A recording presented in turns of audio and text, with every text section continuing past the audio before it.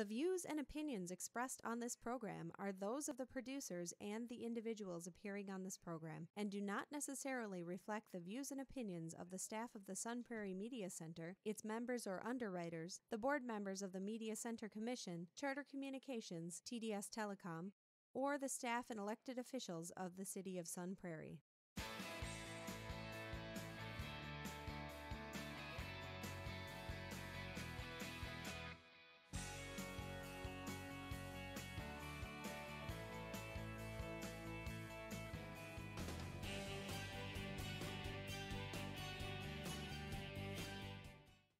Hello and welcome to Real Reviews.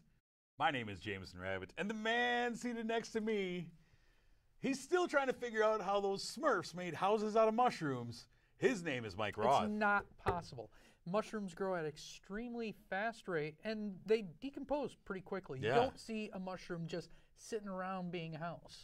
Not only that, but I remember on the Smurfs, I remember them being explained as being 3 apples high. That's 3 apples high. How big is that mushroom? You're making a house out of it. That's at least... that Smurf can't be 3 apples high. That's what they say they are. How big was Gargamel? Oh, 20 feet.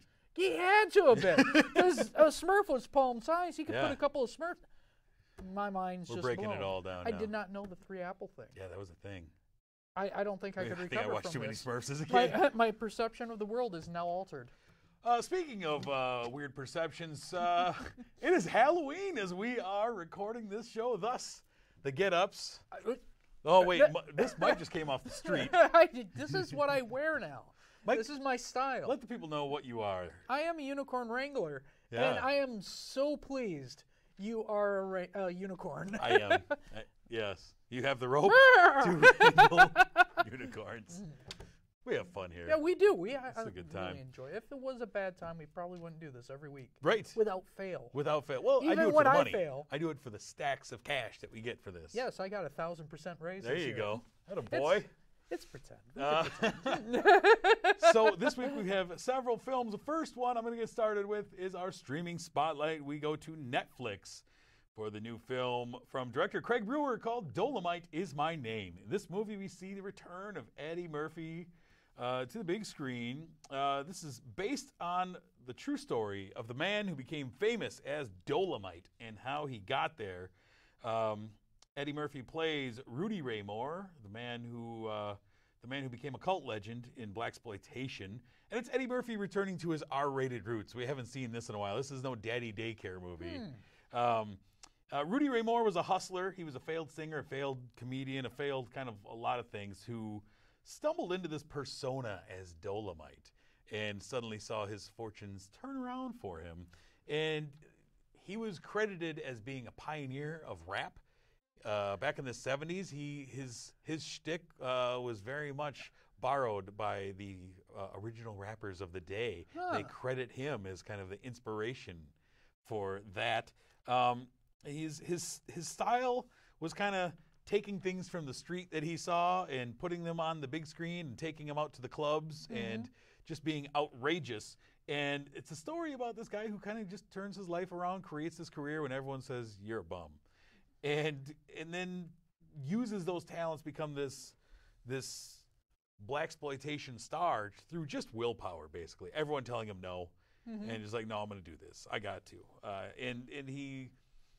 brought in his gang of friends, and we got a lot of great actors in here. Keegan-Michael Key is one of his partners in here. Mike Epps, Craig Robinson, Wesley Snipes returns as well. I saw that on the bill. Yeah, we got a little bit of Wesley in that Expendables 3 a few years ago. Okay, like as he was just coming out of prison. But this is Wesley in like the co-starring role in this movie. Well, even just having Eddie Murphy here, I mean, we haven't really seen much since Hotel Heist.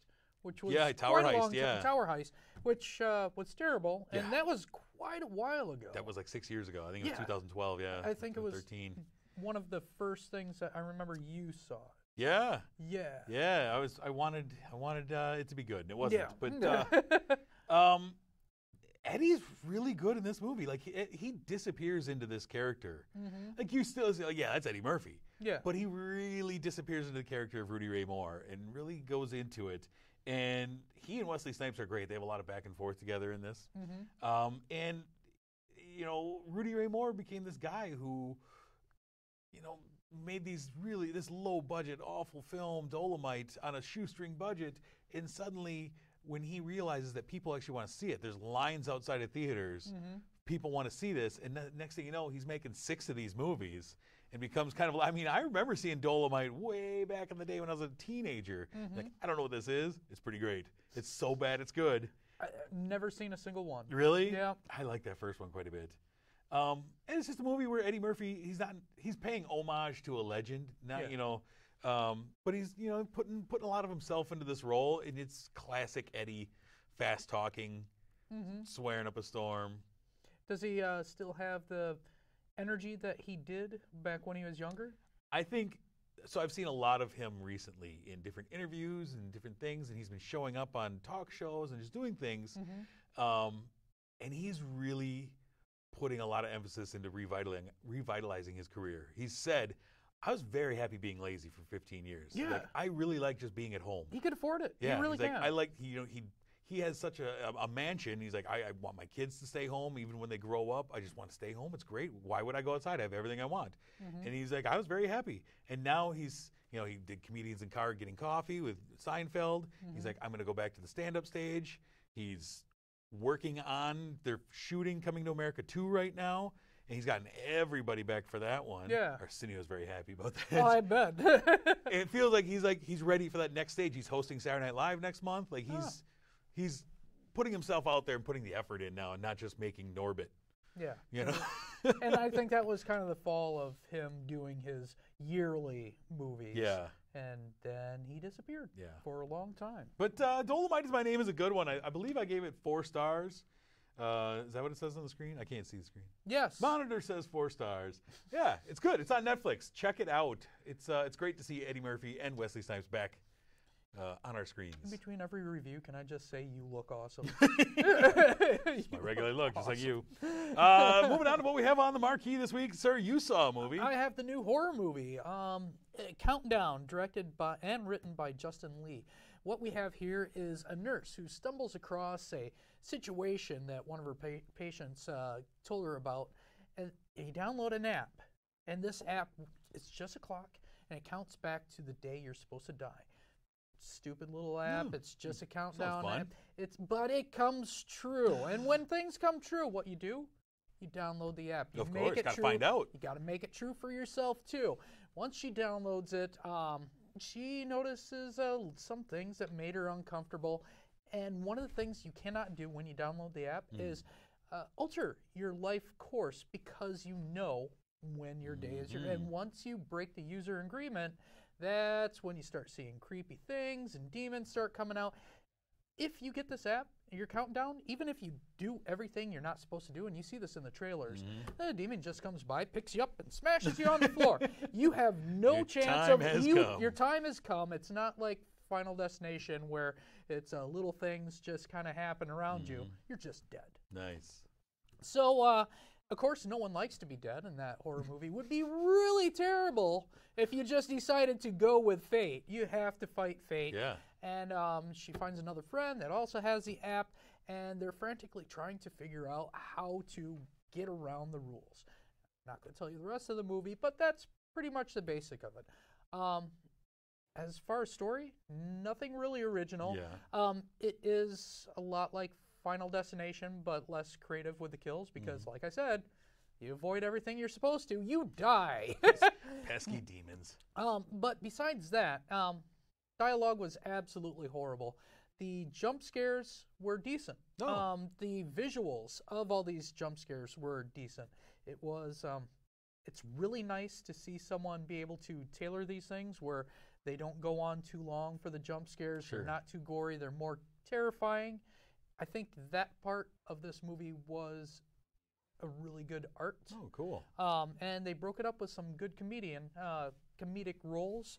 We have P.J. Bryan playing Father John, who is the only priest around that believes in demons. He's kind of like, I got into this just for the demons. I really like demons. He's the cool priest. We also have Tom Segura, who plays Derek, funny guy, and he's the phone guy and just able to hack in and help him out. It doesn't really do too much because it's a horror movie. Yeah. Things don't really work out the way it's planned. Those are the shining moments. I loved that kind of part. Dialogue and the acting, absolutely horrible. That doesn't surprise me. It's pretty expecting, but What'd you give Countdown? I gave it a 3. It's a good horror movie. Sure. Yeah, not great. Surprisingly, we don't have a lot of horror movies in the theater right now. No, they come out pretty early. It's kind of like Christmas movies. Will be out in a week. We have one coming out soon. We'll be talking about at the end of the show. Yeah, Yeah, absolutely. All your horror movies come early. Yeah. The next film we have on the marquee is a film that I saw called The Lighthouse from director Robert Eggers. This is A24's newest film. Robert Eggers is the man who created The Witch. This stars two men, Willem Dafoe and Robert Pattinson. Willem Dafoe is a man, Thomas Wake. He is this salty old sea dog. He's a wickie. He's the man who keeps the lighthouse going. Robert Pattinson is Ephraim Winslow, and he is the new guy at the lighthouse. And they're shipped out to this remote lighthouse for 4 weeks. This is set in the late 1700s, rather. Thomas, Willem Dafoe's character, just verbally abuses young Ephraim, ordering him to do all the menial labor as he goes up and mans the light, and he locks himself in there. No, you can't do anything with the light. You just swab the deck. You do all these chores, and I'm the guy who's in charge. And he gets rather abusive with it. In the movie right away, there's just all these mysteries surrounding both of these men. You can tell things aren't right. And this movie is shot to really be curious. It's black and white. It's beautiful. It's it looks fantastic. bleak. I am jealous that you got to see this. And the movie has, especially in the beginning, has this cacophony of sound as the waves are crashing and things are going off and seagulls. And he shot the film in 4:3 ratio, so it's narrow. You start to feel even confined in the screen because you can see the edges of the screen. Yeah. And he did that purposefully, and after a while you start to I'm cramped in this lighthouse, man. And things are going on. And you realize early on that both of these guys are unreliable narrators when they tell about what's going on their side of the events. And facts start to get real blurry as you, the film watcher. And you find out that the previous assistant, who was there the year before, went crazy and got obsessed with getting to the light, finding out what was in the light. And this is at least what... So he's that protective over his job, they don't even know how a light works? Well... Oh, you have to see the light. But both men have this distrust for each other, and it kind of festers like a wound. And Willem Dafoe is incredible in this. Like, he has these soliloquies, and he talks like an old sea merchant in real intricate tongue, and half the time you can't even understand what he's saying because he's got such a thick accent in this as this old seaman. And Robert Pattinson kind of really holds his own in this as the guy who has his temperament tested and starts to question things around him and what's actually going on. And he has two antagonists in this movie. He has Thomas, Willem Dafoe's character, and he also has a seagull, who is kind of his main antagonist in this movie. Probably he and a the little bit seagull yours, too. have an issue. I have an issue with the seagull very much. But this film is it's so gorgeous, and Robert Eggers kind of builds this world that you think you can understand. It's pretty simple. You're on an island with a lighthouse. Yeah. You kind of see everything and you understand where it all is. And then he starts to really play with the conventions of what you know and what's real and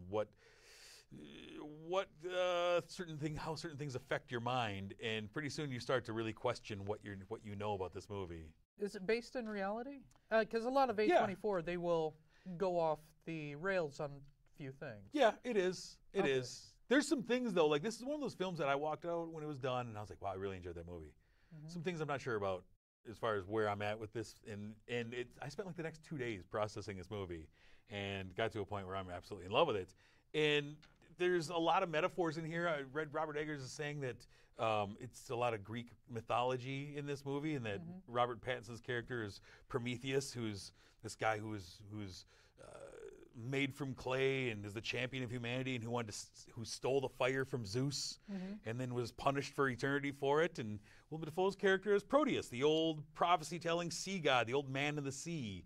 And I thought it was just really interesting.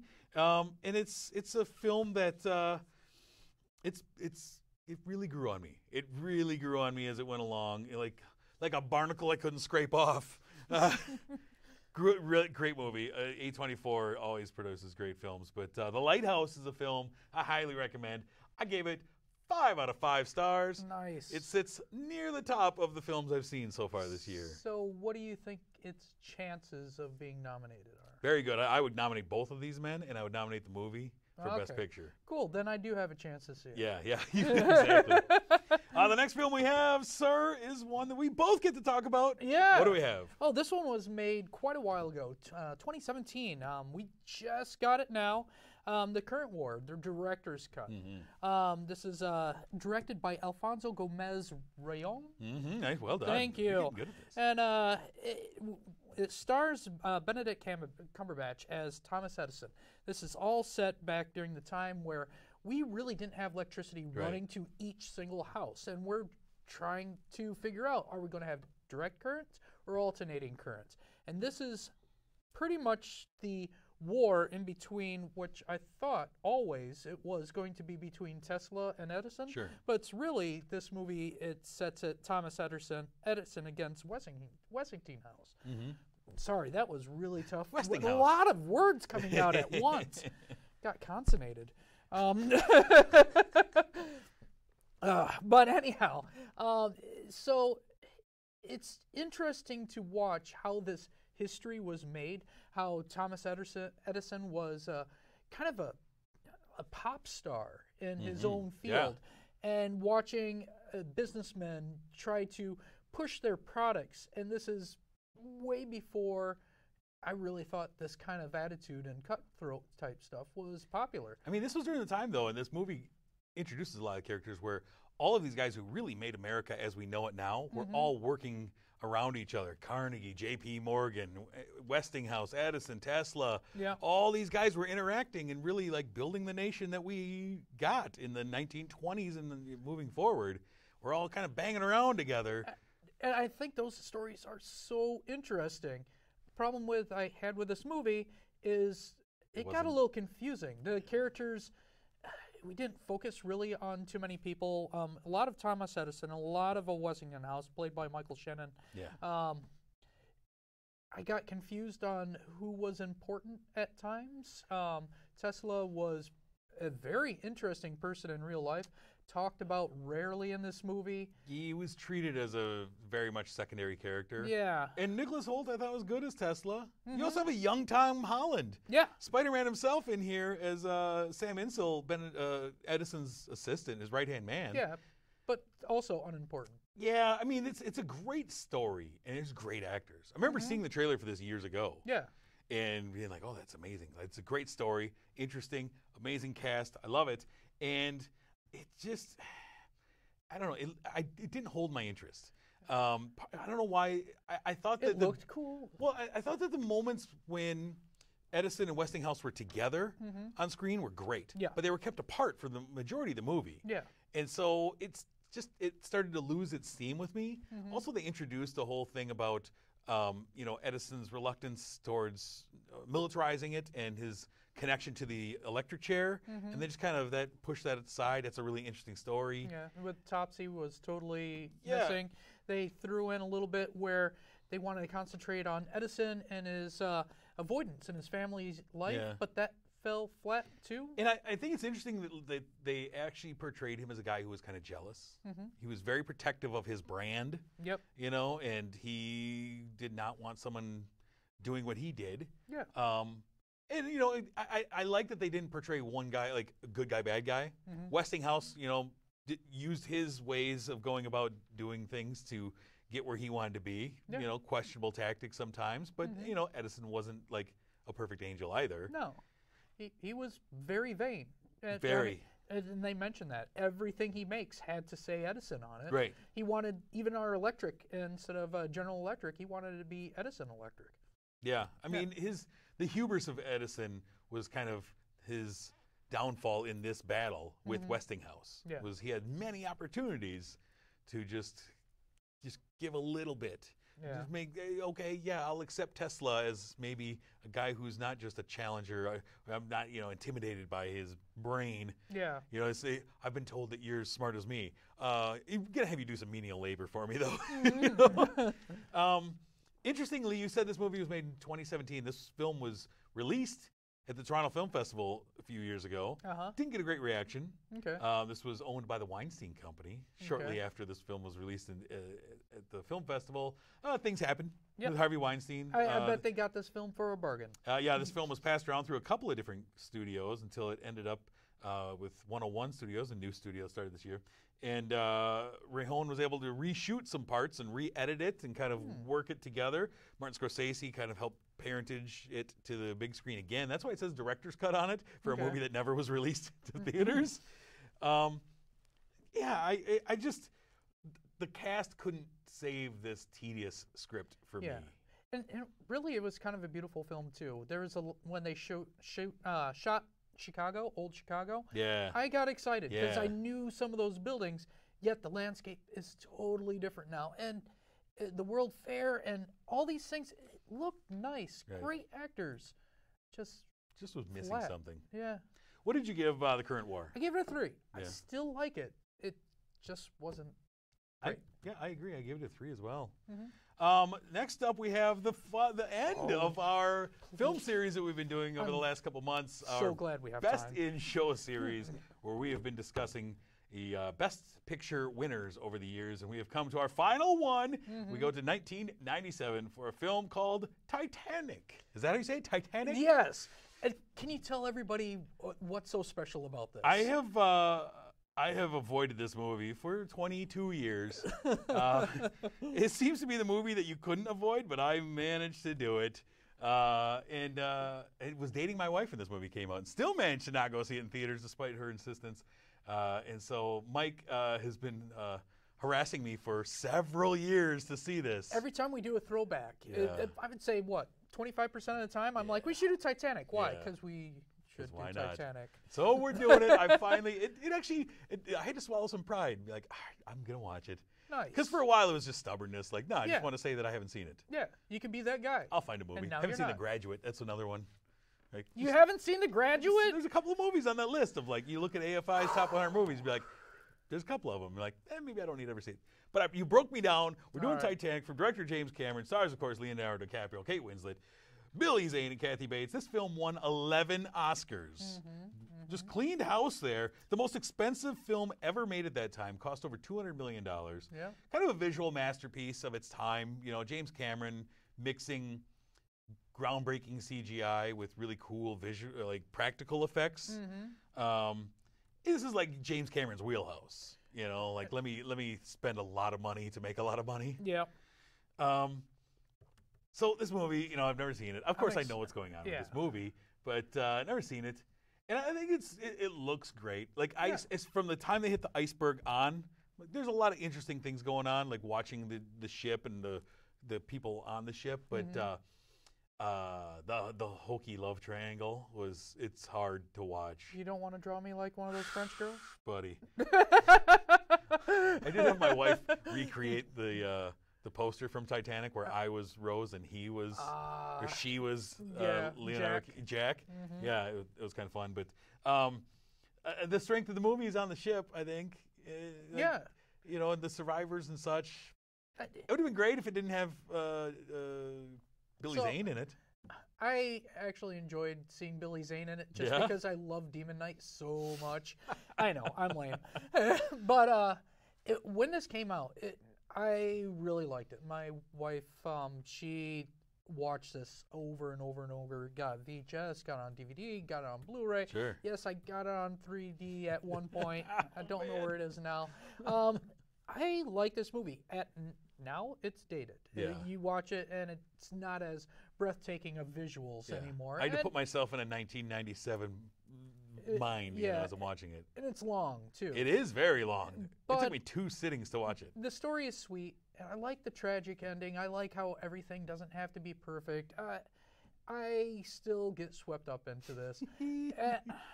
What can I say? Mike's a big softy. But I understand it's been 20 years too late. If you saw it 20 years ago, do you think you would have liked it? Maybe, I don't know. Who knows? All right. Who knows? But the point is, knows? I've seen it now. I can take it off my list. There we go. Finally did it. You beat me down. I got it. This film won Best Picture, Best Director, Best Cinematography, Best Set Direction, Costume, Sound, Film Editing, Sound Effects, Visual Effects, Song, and Score. I believe it. Ooh, buddy. It beat out, here's the films that it beat out for Best Picture that year. As Good as It Gets. Remember that one? Yep. Jack Nicholson? Yeah. The Full Monty. That was nominated for Best Picture. That was pretty good. Good Will Hunting. I like that movie a lot. And L.A. Confidential. I really like that movie. Yeah, okay. I like that film. It was held the record for a long time as the most successful film until James Cameron next movie, his Avatar movie, knocked it off its perch. Yeah, I didn't like that one that much. We're going to get a whole bunch of those real soon, though. Yeah. Be ready for that. But this is the end of our series, our Best in Show series. Real quickly, I just want to ask you, you've been looking at lists of the Best Picture winners of all time.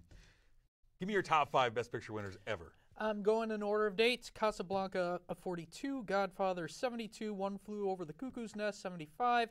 Gladiator, 2000. And Shape of Water for many different reasons in 17. Very good. My list, I have Lawrence of Arabia, On the Water. This is no order. Just top 5. Lawrence of Arabia, On the Waterfront, The French Connection, Casablanca, and then a tie with Godfather 1 and 2. Both won Best Picture. You always do that. I know. You should be used to it by now. That's 6. The Always. number is 6. I don't know about that. I'm not good with numbers. I'm not a numbers guy. You're not a numbers guy. I'm a movie guy, not a numbers guy. Someday, surprise me with, we're going to do a top 5, and I'll you just have do 4. 4. It'll never happen. So great, I gave it 2 numbers. I'm not good at editing.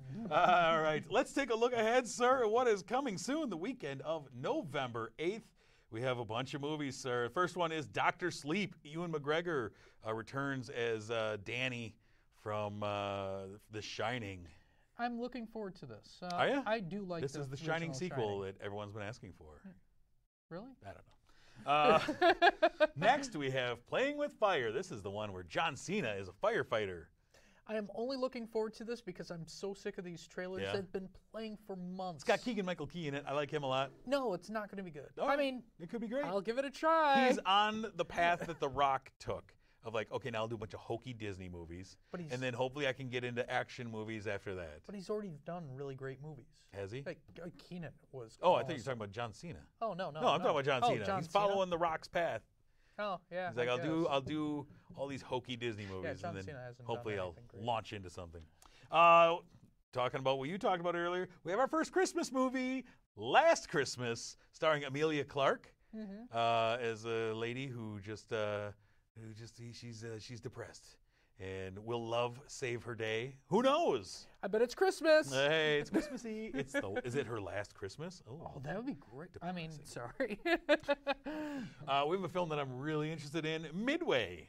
We have a couple of movies, Midway and 1917, that both look like they could be great. And they have a standee at Marcus Theaters. Yeah, it's pretty cool. Where you you can hop get into the cockpit and take your picture. The first time I saw that was when you posted a picture of it. I'm like, that's amazing. I like those things.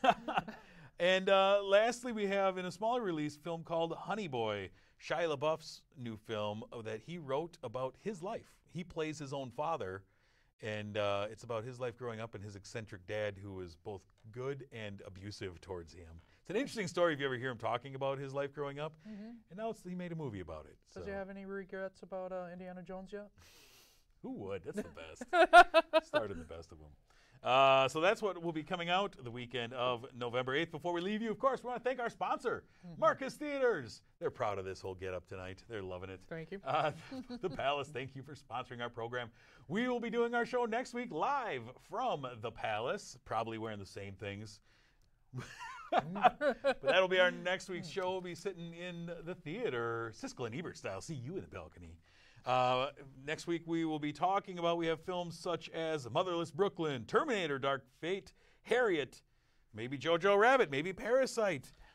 There is a lot of options. A streaming film called The King, which you might want to check out. It'll be on Netflix. Probably on there right now as you're watching, so check that out. Got the glitters itching. You got the glitters? Yeah.